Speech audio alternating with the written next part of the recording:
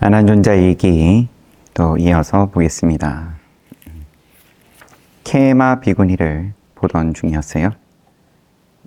아직은 케마 왕비죠.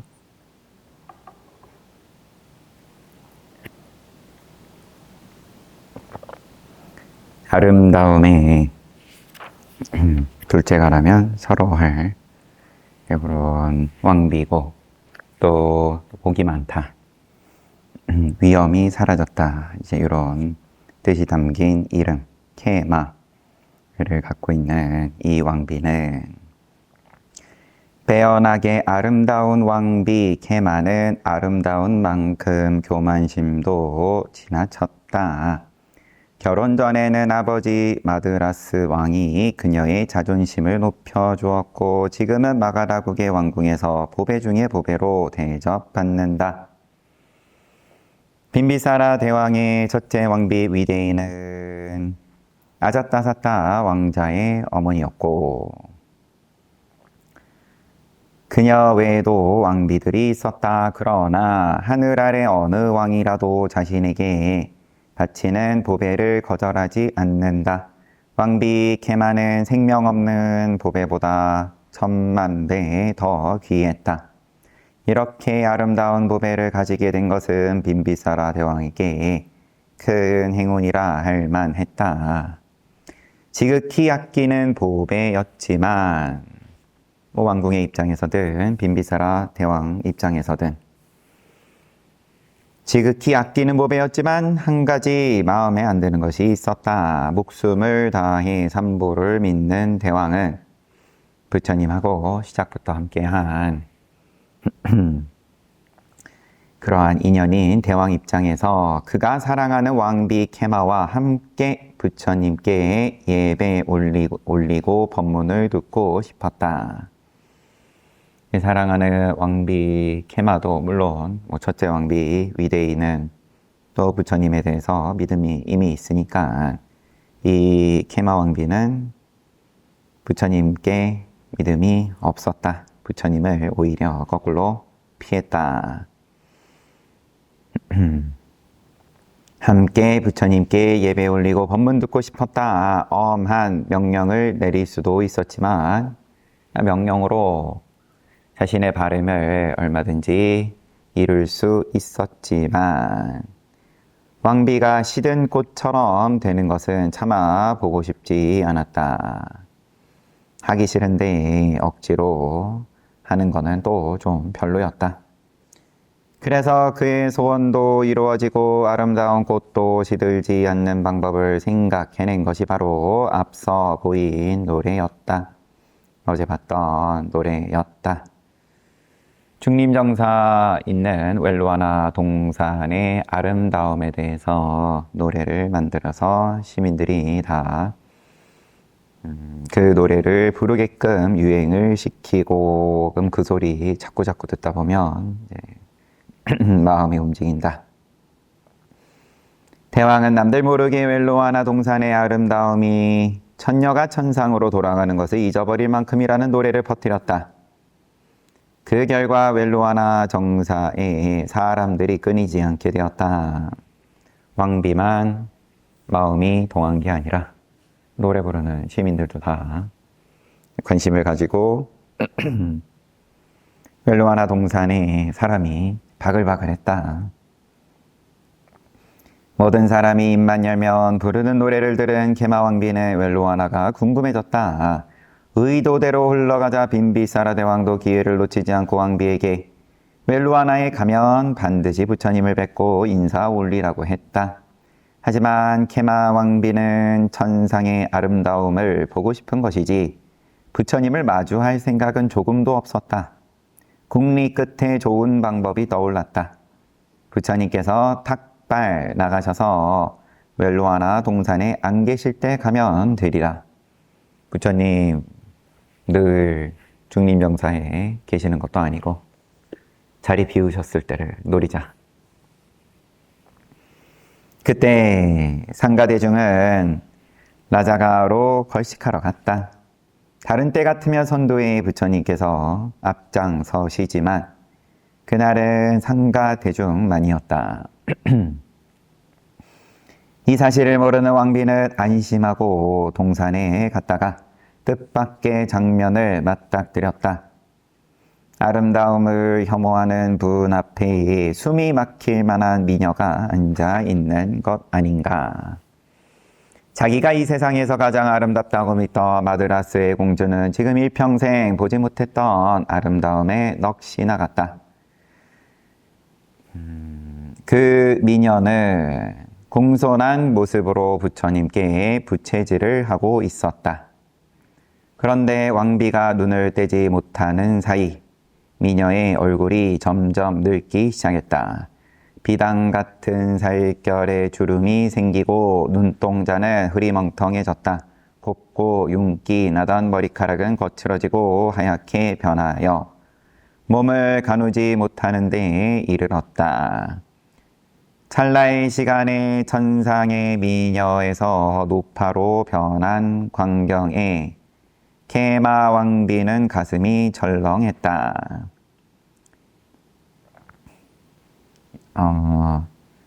요거는 요약본이고, 몸을 가누지 못하는데 이르고, 그러고 죽고, 그 시체가 점점 퍼렇게 되고 부풀어 오르고, 여기까지 쭉 상세한 묘사가 있습니다.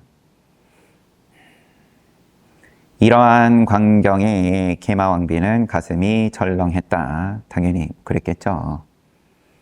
조금 전까지도 아름다운 것만이 재산이고 자랑거리며 의지하던 전부였는데 이제 자기의 미래를 부풀어 오른 시체가 되는 미래를 적나라하게 본 거니까 높은 교만의 산봉우리가 순식간에 무너져 내렸다. 이제 무엇을 의지해야 하나 두려운 마음에 떨고 있는 케마에게 부처님께서 말씀하셨다.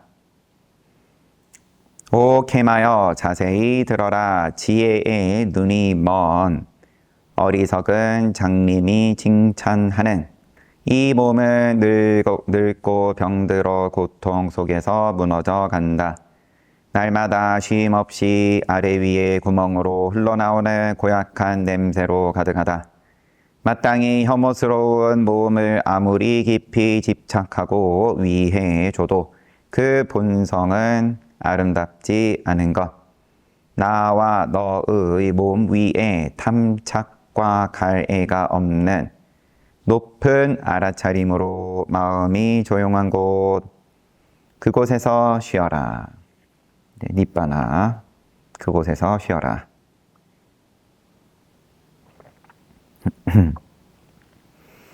아름다움에 깊이 집착하던 케마 왕비에게 주는 쓰디쓴 약이었다. 케마 왕비는 피할 수 없이 마셔야 했지만 그 약을, 그것은 천상의 영양분이었다. 전에는 아름다움이 시들까, 빛을 잃을까 부처님을 피하고 멀리 했다. 피할 수 없이 얼굴을 마주하자 걱정과 달리 그녀의 아름다움은 조금도 빛을 잃지 않았다. 이전에는 보지 못했던 자신의 아름답지 못한 것을 그대로 보게 되자 전보다 더 밝게 아름다움과 우아함이 빛났다. 보고 싶은 거 보고 보기 싫은 거 안 보고 네, 그러다가 이제 보고 싶은 것도 보고 보기 싫은 것도 보고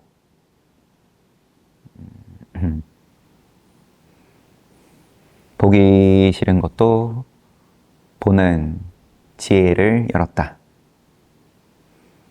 아수바 바와나란 아수바 바와나, 살았거나 죽은 몸에서 무너져 가는 것을 차례로 관찰해서 마음속에 아름답지 못한 영상이 분명하게 떠오르도록 수행하는 것이다. 부정관이죠. 몸 밖의 아수바에서 몸 안에 아름답지 않은 본성을 바른 견해로 관찰할 때 몸 밖의 아수바 관찰만 하라고 부정관을 하는 게 아니라 몸 밖의 아수바를 봄으로써 보기 싫은 거, 보고 싶은 거야 뭐 이제 보지 말라 그래도 알아서 볼 테고, 하지만 보기 싫은 것도 보고, 네, 그러한 수행을 통해서 그럼 뭘 보냐? 보기 싫은 거를, 괴로운 걸 계속 하라고. 그럼 고행인 거고, 고행을 하라고 이런 수행을 말씀하신 게 아니라, 그럼으로써 몸 안에 아름답지 않은 본성, 내가 가지고 있는 탐착과 가해를 스스로 보게끔, 그럼으로써 거기에서 벗어나게끔 바른 견해로 관찰할 때 도와 과의 기초가 된다. 케마왕비가 바르게 볼 수 있었던 것은 아름다움 위에 군림하던 교만심이었다. 아름다운 거. 네, 그렇지만 알고 봤더니 그 기저에는 교만이 있더라. 교만. 뭐가 교만이냐? 콧대가 높아도 교만이지만 모양이 있으면 다 교만이다 결국. 그거를 봤다.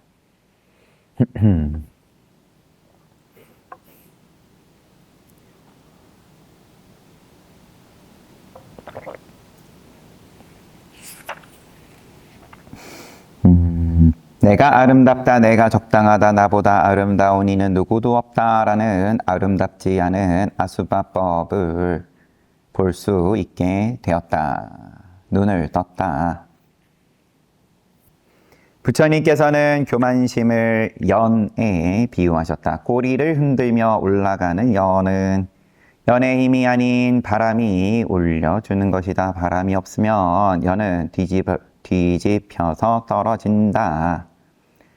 편안한 성품에 속하는 교만심도 이와 같다. 자신을 아름다운 보배로 보는 마음속 그림자를 사실이라고 영원하다고 생각한다. 케마 비구니가 아름답기 때문에 유달리 이렇다가 아니라 욕계 중생을 그것이 원동력이다. 그것이 에너지가 되어서 그 힘으로 사는 건데 열심히 사는 거죠. 그거를 누가 잘못이라고 해서가 아니라, 하지만 괴로움으로 이어지니까 난 열심히 살았는데 왜 괴롭냐? 애초에 괴로움의 원인을 짓는데 열심히 살았으니까 괴롭지. 억울하다. 억울하지 않을 줄 알았냐?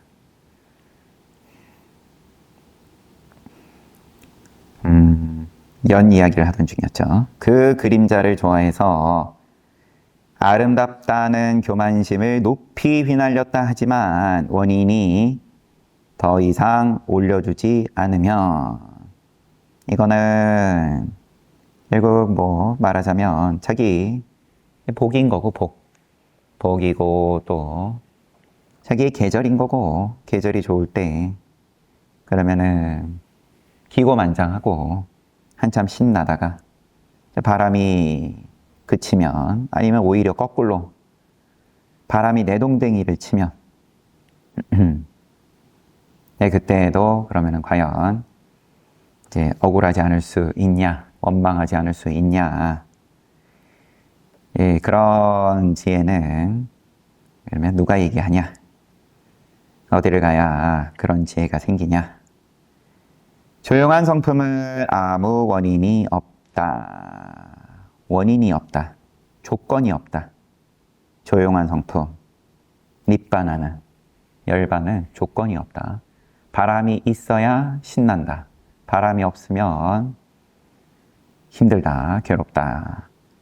이게 아니라 이 조용한 성품은 아무 조건을 필요로 하지 않는다. 스스로의 지혜로 이르러야만 하는 조건만 있다. 눈 떴냐? 요것만 묻는다. 오 케마여, 벗어나는 길을 찾아라. 조건에서 벗어나는 길을 찾아라. 아름다울 때 좋다가 아름다움이 조금이라도 손톱만큼이라도 흠집이 날까봐 전전긍긍하고 여기에서 다 벗어나는 길을 찾아라. 지혜로 잘 수행하라. 아름답다는 성품, 보기 좋은 것은 어디에도 없다. 본래 없다. 모양으로서야 당연히 아름다운 게 있고 덜 아름다운 게 있고 아름답다 싶었는데 알고 보니까 더 높은 아름다움이 있고 뭐 있는 거야 있는 거지만 그것으로서 괴로움에서 벗어나지 못한다. 영원하다. 그 아름다움이 변하지 않는다. 영원하다. 내 거다. 그런 것이 본래 없다. 탐심이 없고 성냄이 없고 무지가 없음을 자세히 보아라. 모양 없음을 봐라. 나와 너를 비교할 것으로 항상 있는 것으로 교만심을 일으키지 말라. 나다, 너다 하면 이미 교만이다. 조용한 수행으로 공손하고 부드러운 높은 자세로 마음속의 교만을 없애라. 그러면 조용한 도와 과의 길에 곧바로 정확하게 도착할 것이다.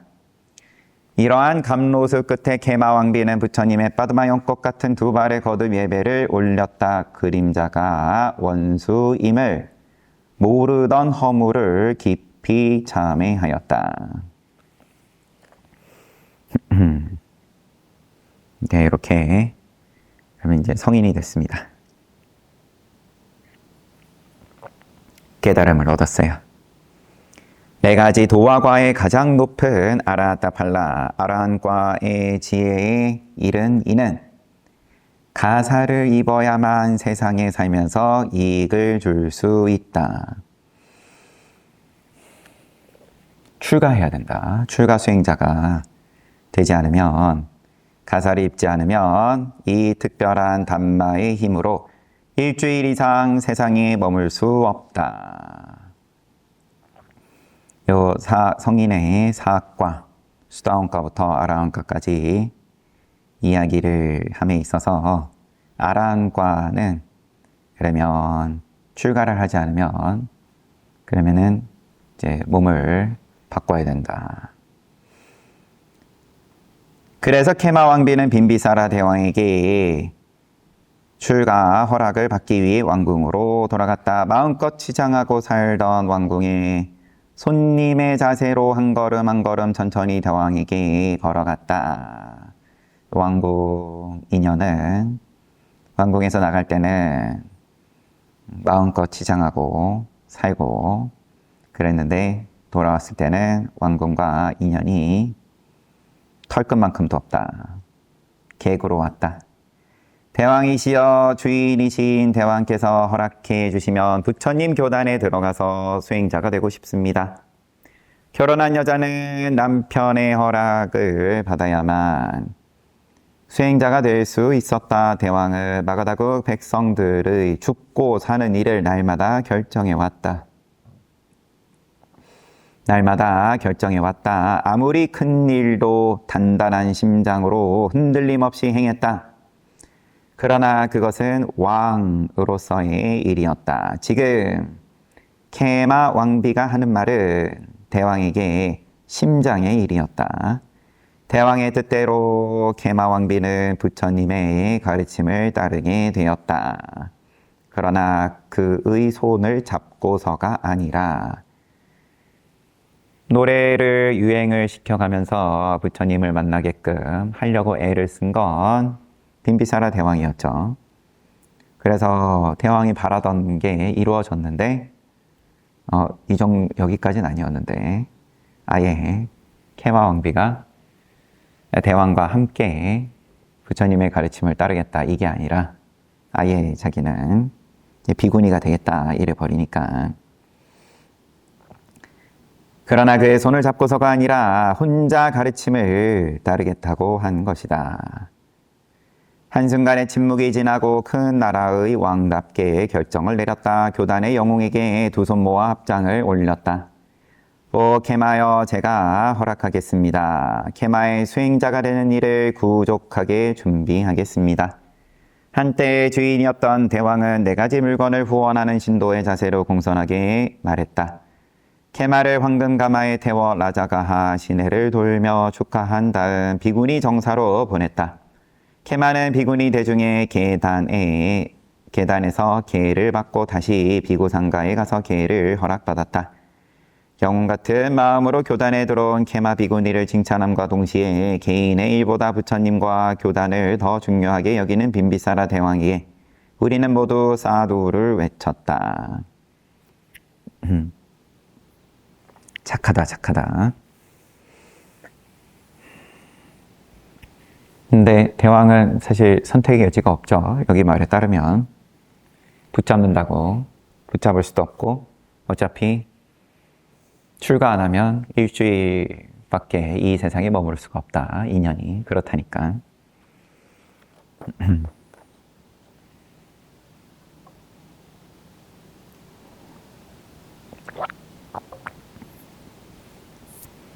기다리던 비구니 가운데 지혜 제일 제자가 교단에 들어오자 케마 비구니가 비구니 가운데 지혜 제일이라는 칭호 에다닦가를 부처님께 받고 교단에 들어오자 부처님께서는 웰로와나 동산을 떠나셨다. 그제서야 툭림정사를 떠나셨다. 버리기 어려운 것을 힘들게 버렸던 빈비사라 대왕은 홀가분해졌을 것이다. 얻지 못하는 업의 고통에서 얻고 싶은 걸, 가지고 싶은 걸 갖지 못하는 업의 고통에서 벗어날 기회를 얻었으리라.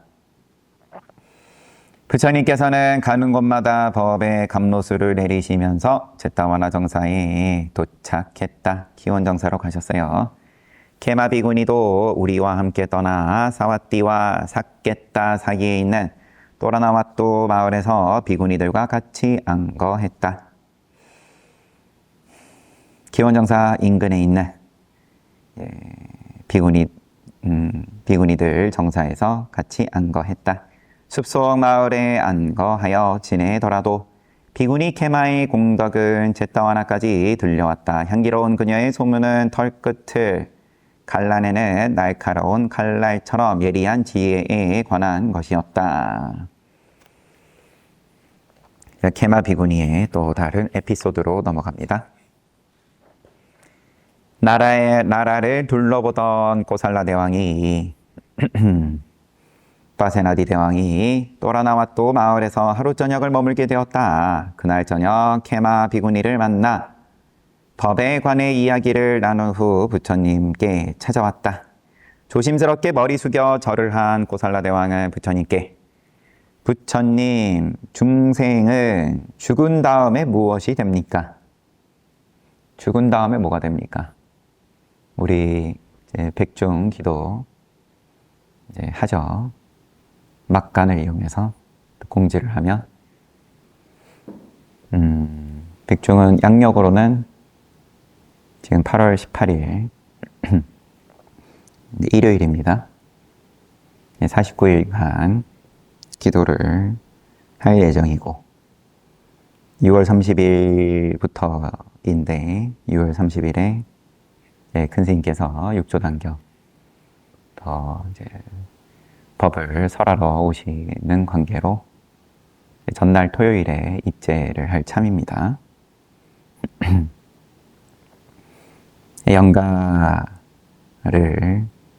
영가를 천도하는 종교 의식이다. 영가를 천도한다.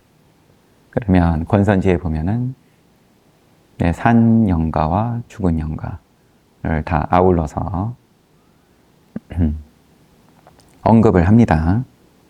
그러면 또 그게 조금 생경하신 분이 질문을 하셔가지고 살아있어도 영가다.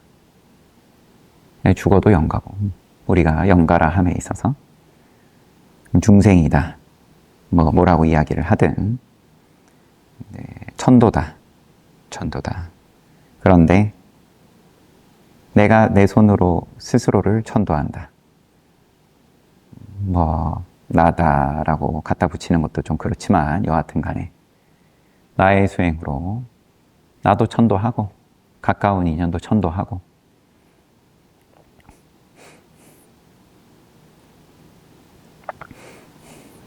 그럼 이제 헷갈릴 수도 있고 아닐 수도 있고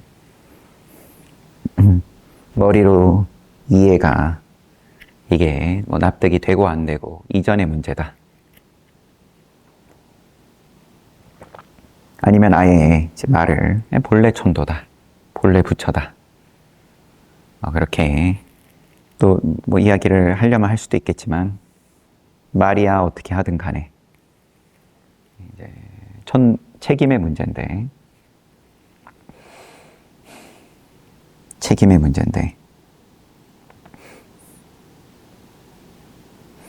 참 더 말을 하면 지금 케마 비구니의 이제 아란과에 오른 이 깨달은 나와 너라 하는 그 교만심에서 벗어난다. 이제 그 지점에서 천도를 이야기를 하는 거고, 이제 그렇지 못한 입장을 위해서 어쩔 수 없이 표현을 하는 것이 이제 나다 너다 아니면 또 영가다 중생이다. 나다 너다 무아의 입장으로서 나다 너다를 떠나서 무아의 입장으로서 이제 그 맛을 그러면은 이제 어떻게 볼 거냐 이런 거죠. 천도라 함에 있어서. 그렇지만 어쨌든 그러면은 나다 너다가 이미 벌어졌고 펼쳐졌고 삼라만상이 그 개념에서 그 힘으로 다 펼쳐졌고 나를 어떻게 아낄 거냐 이왕이면은 더 튼튼하게 어떻게 할 거냐 아니면 최소한 덜 무너지게 어떻게 할 거냐 이런 입장으로서의 질문인 거죠. 부처님, 중생은 죽은 다음에 무엇이 됩니까? 죽은 다음에 어떻게 됩니까?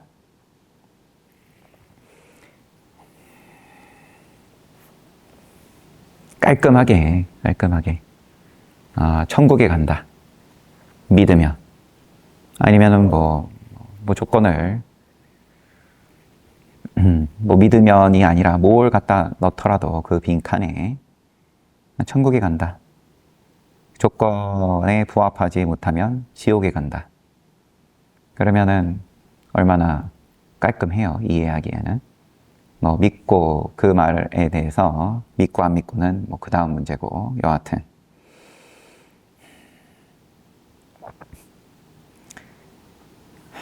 죽은 다음에 무엇이 됩니까? 그럼 제일 관심사는 본인의 죽음인 거고 내가 죽은 다음에 아니면은 혹시 미리 세상을 떠난 먼저 세상을 떠난 가까운 이에 대해서 또 그 궁금증이 됐든 아니면은 뭔가 걱정이 됐든 이제 그런 건데 죽은 다음에 무엇이 됩니까? 그 부처님께서 뭐라고 하시냐? 대왕이여 이 문제에 대해 나 열애가 대답하기를 원치 않습니다. 부처님께서 대답을 안 하십니다. 다시 대왕이 그러면 중생이 죽은 다음 무엇이 되지 않습니까? 논리학이 발달한 고대 인도니까 그러면 최소한 뭐뭐는 아닙니까? 아닌 거라도 그러면 좀 적당히 걸러낼 수 있으면 제가 죽으면은 그러면 최소한 지옥은 안 가겠지요. 더 노골적으로 물으면 이런 이제 어떤 기대 내지는 불안 이런 질문이겠죠. 대왕이여 나 열애가 대답하기를 원치 않습니다. 똑같이 대답하시고요. 부처님께서.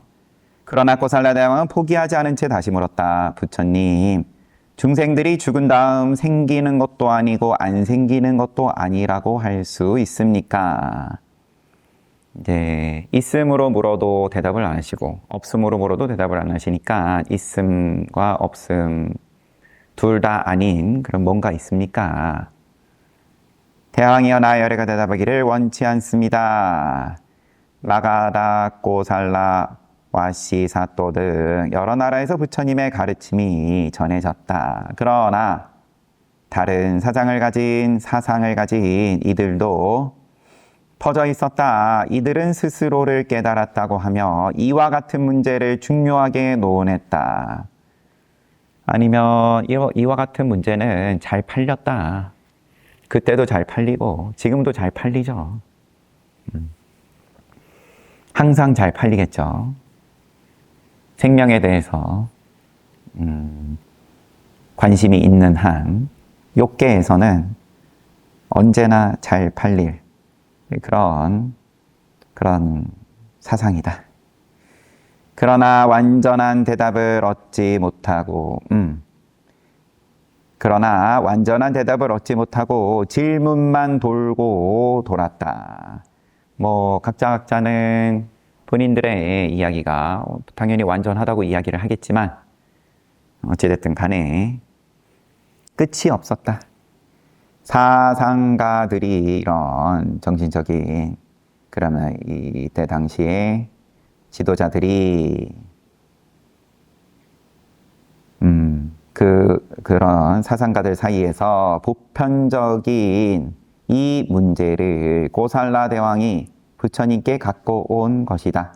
이 질문의 바탕에는 중생들이 생애를 건너가는 것을 전제한다. 질문에 그러면은 우선 고살라 대왕 또는 모든 그러면 보통의 사람들이 전제하는 것. 나는 살아있고 그리고 또 시간이 됐을 때 죽을 거고 생명이 있다. 이러한 생애를 건너가는 것을 전제하는데 그러나 부처님의 가르침에는 따로 중생이라고 할 것이 없다. 나다라고 애초에 얘기할 것이 없는 무아의 부처님의 가르침에서는 그러면 전제가 잘못된 질문을 하는 것에 그럼 맞다 틀리다 어느 쪽으로 얘기하더라도 이게 빗나갈 수밖에 없다. 원인에 맞게 생기는 결과에 연결만이 있다. 그래서 인과만 있는 건데 원인과 결과의 흐름. 그런데 이제 우리는 그 가운데에서 관심사, 내가 관심 있는 부분에다가 초점을 맞추고 요 지점이 시작, 저 지점이 끝 그렇게 정해놓고 우리가 그러면은 중생이 죽은 다음에 무엇이 됩니까? 늘 원인 결과로 흘러가는 그 인연의 흐름만 있을 뿐인데 사람이다, 중생이다, 나다, 너다 이런 거 붙이지 않고 성품 자체만이 흘러갈 뿐이다. 흘러간다고 하니까는 또 뭔가 그러면은 흐름이라는 모양이 또 대번에 만들어지고 개념으로서 흘러도 흐르는 거고 멈춰도 흐르는 거고 이렇게 나를 전제하는 문제를 무아의 성품으로 아의 문제를 무아의 성품으로 어떻게 답해야 하는가? 대답할 수 없는 문제는 대답하지 않는 것이 가장 좋은 방법이다. 성인의 지혜로 조용히 대답하신 것을 부처님께서 대답한 이 문제에 대해 나열애가 대답하기를 원치 않습니다. 이게 대답인데 자기가 정해놓은 대답이 아니니까 받아들이지를 못한다. 성인의 지혜로 조용히 말씀하신 것을 성인의 지혜가 성숙되지 않은 꼬살라 대왕은 만족하지 못하고 계속 여쭈었다. 부처님 무엇 때문에 이 문제에 대답하기를 원하지 않으십니까? 좋습니다. 대왕이여 비유를 들어서 묻겠소. 이 질문에 느끼는 대로 대답하시오. 꼬살라 대왕께서는 겐지스 강에 있는 모래가 어느 정도인지 셀 수 있습니까? 셀 수 없습니다, 부처님. 비유니까 오늘날은 이것도 뭐 어찌어찌 세내겠죠. 이제 과학기술로. 근데 이제 항아사 겐지스강 모래는 이제 셀 수 없을 만큼의 많은 숫자로서의 개념으로 이야기를 하던 당시니까 어느 정도인지 셀 수 있습니까? 셀 수 없습니다, 부처님. 그러면 바닷물을 바가지로 어느 정도인지 셀 수 있습니까? 잴 수 있습니까? 잴 수 없습니다, 부처님. 대왕이여 어째서 잴 수 없습니까? 부처님, 바다는 잴 수 없을 만큼 넓고도 넓습니다. 어떤 중생이라도 그들의 지혜로 잴 수 없습니다. 역시 비유입니다. 대왕이여 나 열에도 이 비유와 같습니다. 이 오온을 색수상 행식을 통틀어서 모양 있는 건 다 이 오온 가운데 분류되는 건데 나의 것이라고 하는 집착에서 무슨 모양을 당신이 들고 오든 간에 이것을 나의 것이다, 내 거다 라고 하는 집착에서 중생이라고 합니다. 곧 잡고 있으면 중생이다. 나 열에는 집착을 모두 빼어버렸습니다. 그루터기조차 남기지 않고 뽑아버렸습니다. 잔뿌리도 없다. 다시 생기지 않습니다. 지금도 없고 앞으로도 없다. 오온을 중생이라고 부르는 것에서 벗어난 나 열애의 지혜는 큰 바다처럼 깊고 넓습니다. 생각으로 미칠 수 없습니다. 생각으로 오온에서 벗어난 나 열애의 지혜는 생각도 오온이니까 생각으로 오온으로 미칠 수 없습니다. 모양에서 벗어난 나 열애의 지혜는 모양으로 미칠 수 없습니다. 자꾸 모양으로 더듬지 마세요. 이러한 지혜의 주인인 나 열애가 말합니다. 중생이 죽은 다음 무엇이 된다고 해도 아무것도 안 된다고 해도 적당하지 않습니다. 되는 것도 아니고 안 되는 것도 아니라고 해도 적당하지 않습니다. 유아를 바탕으로 한 질문을 무아의 성품으로 부처님께서 대답해 주셨다. 파세나디 고살라 대왕은 자신의 지혜로 견해가 청정해지지는 않았으나 깨닫지는 못했으나 성인의 눈을 열지는 못했지만 다른 스승들이 말끔하게 대답하지 못한 문제를 자세하게 대답해 주신 것에 매우 만족했다. 그것보다 더욱 흐뭇한 것은 부처님께서 대답해 주신 가르침이 케마 비구니가 대답한 것과 똑같았다는 것이다. 처음에 케마 비구니 만나고 부처님께 찾아온 거였죠. 부처님 뒤를 따라갈 수 있을 만한 지혜를 지닌 큰 비구니에게 부처님께서 비구니 가운데 지혜의 제일이라는 특별한 칭호로 칭찬하셨다.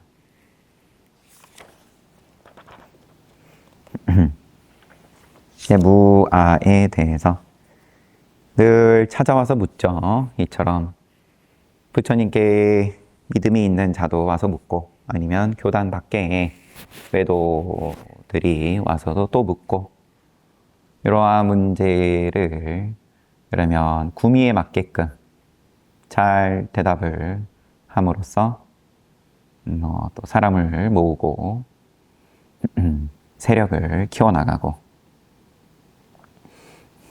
뭐 그 대답이 말로써일 수도 있고 아니면 뭐 신통으로 보여줌으로써일 수도 있고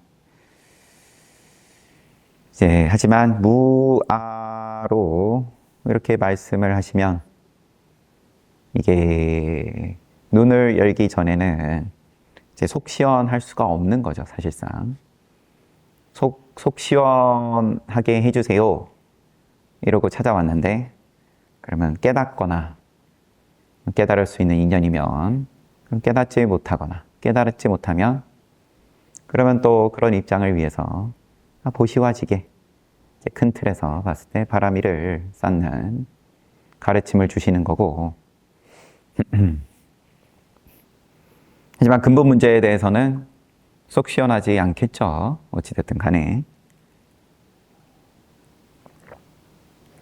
인연이 있으면 한번 내가 이 일대사의 문제를 해결을 해보겠다. 바닥까지 속 시원해지겠다. 뭐 그런 인연으로 나아가든가 아니면 그냥 거기에 대해서는 당장은 크게 이제 속이 시원하지는 못해도 그래도 내가 이제 믿음은 가지고 부처님에 대해서 이제 그러고 이제 조심하면서 잘 사는 것도 방법이고 아니면은 어찌어찌 이제 외도의 입장 모양으로서 뭔가 힘을 한번 보여줌으로써 어떤 식의 힘이 됐든 간에 그러면 당장은 좀 속 시원해질 수 있게끔 했다. 그 당장이라는 게 뭐 짧은 시간일 수도 있고 아니면 이번 생 내내가 될 수도 있고 이제 그러면은 이제 그게 나는 속 시원해졌다. 정법이다. 하면서 뭐 쫓아갈 수도 있겠지만 누가 그러면은 어떻게 증명할 거냐. 결정적인 상황에 처했을 때에도 흔들리지 않을 수 있겠냐. 그거는 뭐 일부러 시험을 할 필요가 없죠. 어찌됐든 간에 본인의 죽음이든 아니면 사랑하는 사람하고의 헤어짐이든 맞이하게 돼 있는 거니까 본래 뭐 그런 때 어차피 자기가 자기 양심에 비춰보면 되는 거니까 저 사람 남을 가지고 저 사람이 그러면 뭐 깨달았니만이 애초에 시비할 필요도 없는 거죠.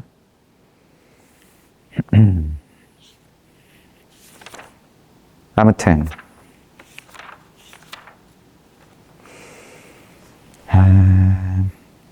하나 또 새로 시작하긴 시간이 애매하고 책은 여기까지 보겠습니다. 케마 비구니가 그래서 이제 빈비사라 대왕의 네노라는 아름다움을 지니고 있던 왕비였는데 또 교단에 들어와가지고 이러한 부처님께 지혜제일이라는 비구니 가운데 지혜제일이라는 칭호를 받고 지금 소개된 것 이상으로는 더 등장하지는 않습니다. 아마도 뭐 경전에야 좀 더 있을 수는 있겠지만 여하튼 부처님에 대해서 그 다음에 또 부처님의 큰 제자들에 대해서 한 분 한 분씩 소개를 지금 하는 중이죠. 그 다음에는 또 저지레하는 제자들도 쭉 보여주는 거고 계율이 하나하나가 다 저지레의 역사니까 일이 벌어졌을 때 부처님께서 그때그때 계율로 정하신 거다 보니까 잘하는 사람으로부터도 이제 내가 그러면 가르침을 받는 거고 이익을 얻는 거고 이제 잘 못한 입장으로부터도 또 이익을 얻는 거고.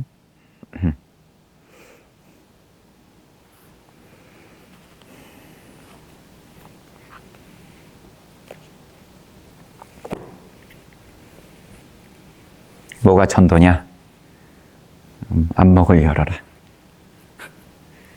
다 그냥 안목에 갖다 붙이니까 깨달아야 천도다. 뭐 이야기를 하든 간에.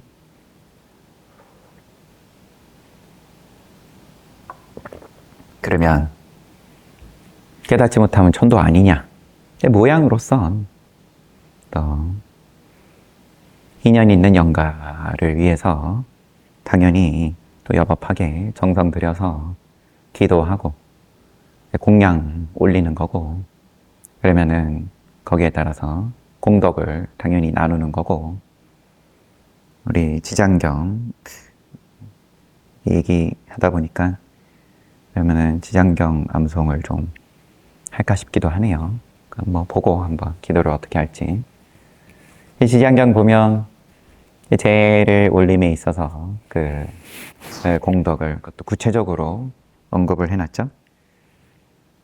본지가 오래되니까 또 그것도 숫자가 정확하지가 않은데, 뭐 6분의 1의 공덕은 뭐 누가 가지고 제를 올리는 입장에서의 공덕은 또 몇 분의 몇이고, 그렇게.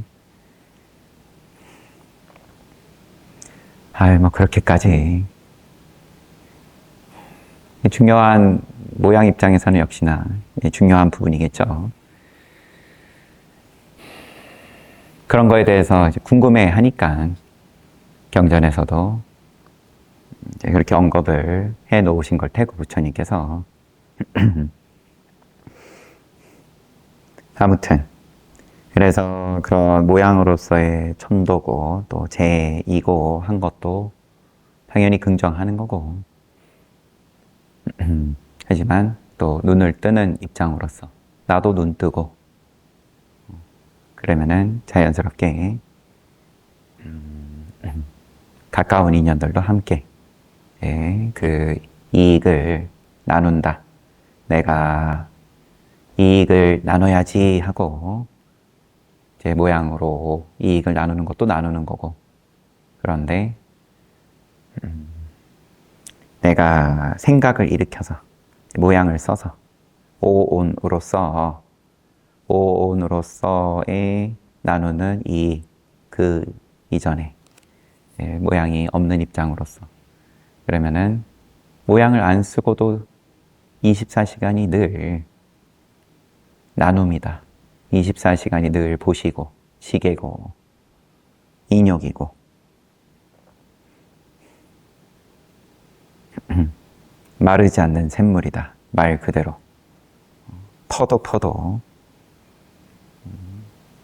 닳지가 않는다. 이거는 사이비 종교에서 하는 얘기는 아닙니까? 뭐 각자 알아서 판단하십시오. 잘 봤습니다. 공양도 맛있게 하십시오.